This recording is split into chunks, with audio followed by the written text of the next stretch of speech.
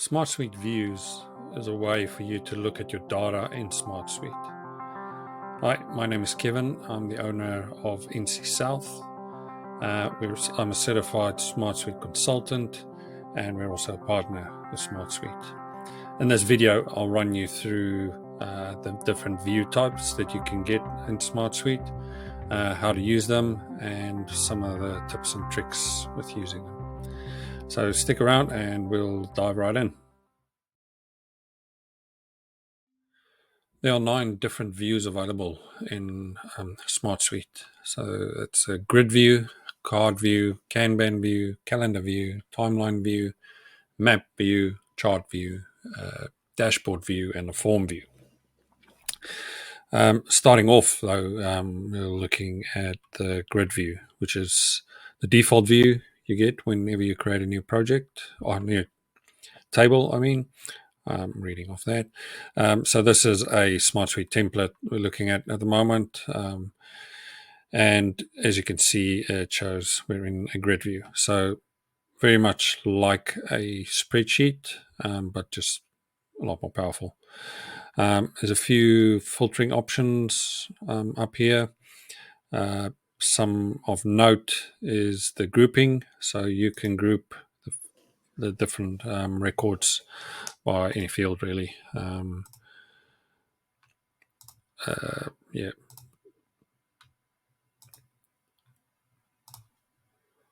sorts of filtering available. We'll just flick back to the stage for this one. The other one is the spotlight. So you can either highlight a whole record or individual fields, depending on what you select. So we'll get a color that's going to show up nicely. Let's go for stoplight status. That's red. So you'll see the background is then highlighted in this sort of red color.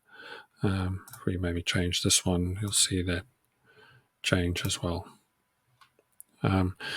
So that's the whole record, or you can just go flick over to the field. So if you don't want the whole record highlighted, it can just highlight the field, which is doing here. The row size, you can play around with that. That just increases it depending on what you select here, or just leave it on auto, which will make it fit to whatever's in there.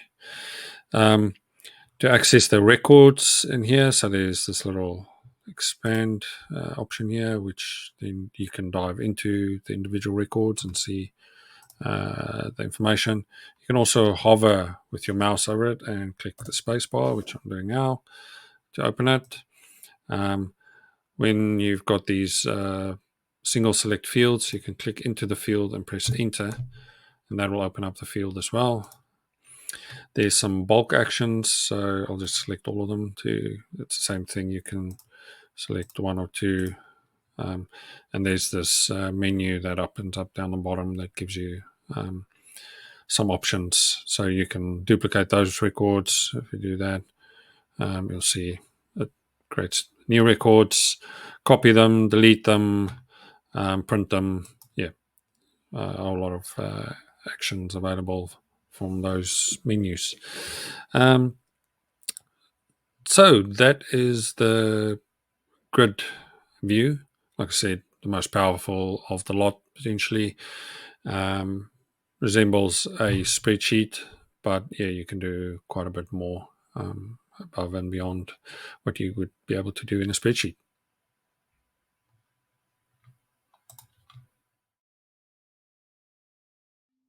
Next up, we have a card view. So this is ideal to view just a snapshot of information in one place, as the name suggests, like in a card form.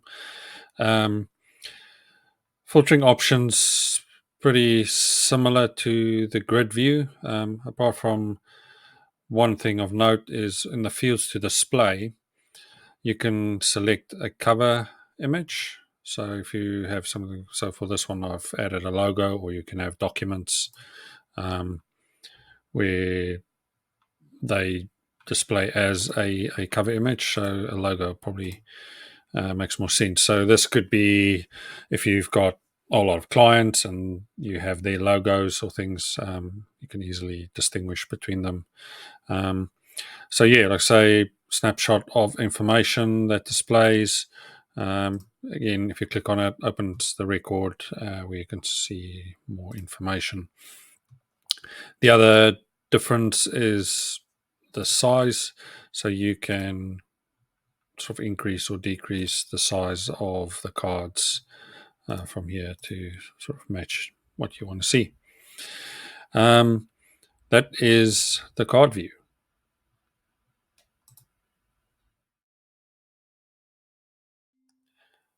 The Kanban view is similar to some other tools around, like Trello and so forth, where you've got these columns and cards that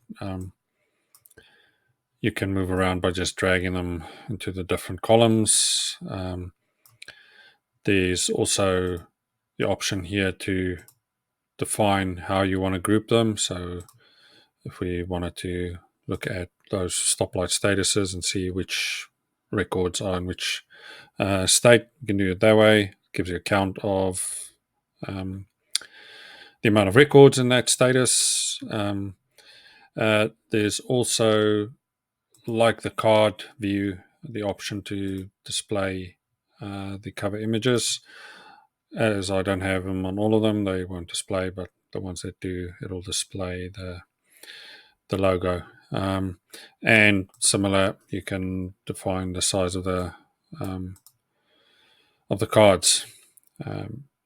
So quite handy for project management type projects, software projects where you've got a to-do, in progress, done type statuses. So you could very much filter by, if you had a status on these, which is almost like this one,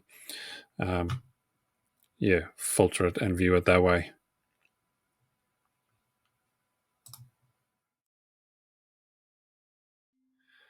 If you're interested in looking at your records more from a calendar point of view, that's the perfect one to select. So this one I've just filtered by last updated, so we can actually see some records here as I'm using the template. So you'll see there's 5 more. So we click on that. Obviously these have been updated today, or the date of recording. Clicking on one of these opens up the record where you can modify, view, do the like. There's also a handy listing option which you can expand from the side. So find any record from here, click on it, and that will open up the record as well. Easy to create a new record. So say you were looking to do something on a particular date, there's this little icon, you can click and go from there. There's also the option which is very similar to a calendar view called a timeline view, which displays your records in this sort of timeline way. This one's just filtered by due date. Similar to the calendar view, it's got the listings down the side. Clicking on that opens the record from here, or you can click on one of these and view it from there.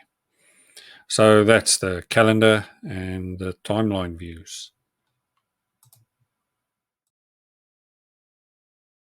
Next up, we have the map view. So as the name suggests, viewing your records on a map. It's obviously driven off the location, so we've filtered that. So for these, you can click on a particular marker, expand the record from there. Alternatively, as with the calendar and the timeline view, there's the record listings over here. We've put a spotlight on any location that's Singapore, so hence the line around these ones. So see, there's a few more.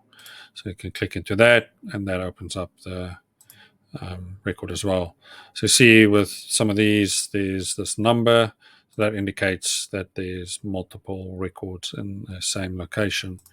Clicking on that again will list them, and we can expand them from here. Obviously, there's an actual navigation as well. Would make more sense when you are close to that location, which I'm not. So yeah, that is the map view.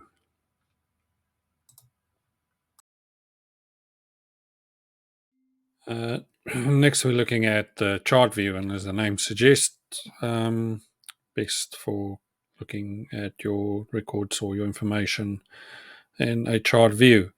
Whole lot of options in terms of the type of charts you can do. So bar charts, bubble charts, column charts, heat maps, lines, and the like, which will display. There's some more filtering. You can select some of your fields, whether you want to see the min, max, or the average. You can group them. There's some totals you can add. You can add some benchmarking. So for this one, kind of benchmarking whether it's a small, medium, or a large project, for instance, and do some filtering. These can usually be are quite handy when you pull them together into our next view that we're going to look at, which is a dashboard view.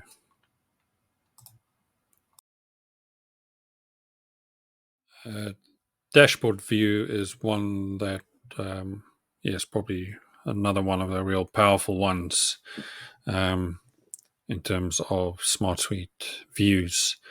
So as the name suggests, you can put together some really nice dashboards within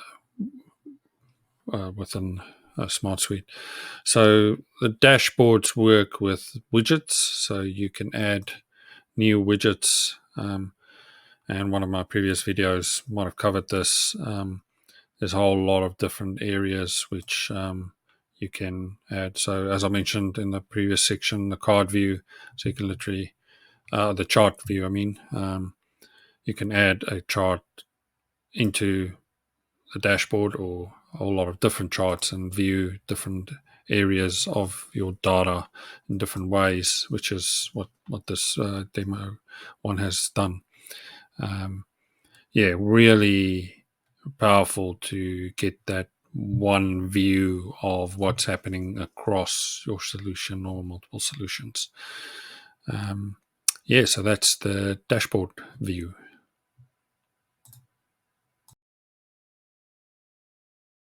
So last but definitely not least is the form view. This is another great view or option from SmartSuite. As the name suggests again, a way to create forms. So let me just get rid of this one just as an example. So easy, have your fields on the left and they can just be dragged onto the form to create it. You can add your logo to the top. You can modify this text as a bit of a message just to let users know what's expected. There's the option to make fields required, that they have to be filled out. I think we've got most of them as required. You can add sections into the form. There's conditional logic on these, so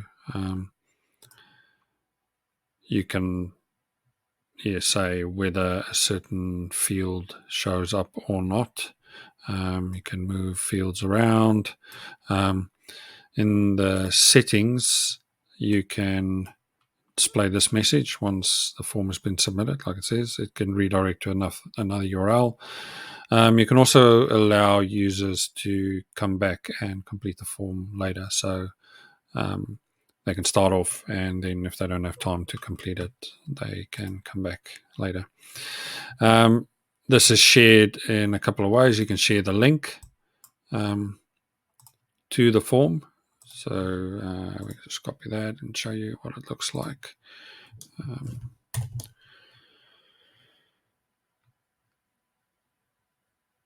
So this is what the form will look like for someone filling it out. As you can see, it will auto-save there. And you can also embed this form into your website or anywhere where you can embed HTML.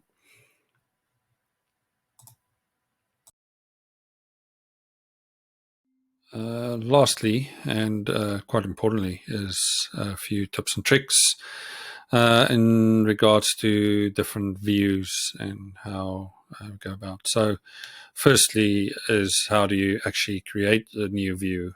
So, on the top left, you'll see this little drop down. So, this is the name of the view. You can rename it from here.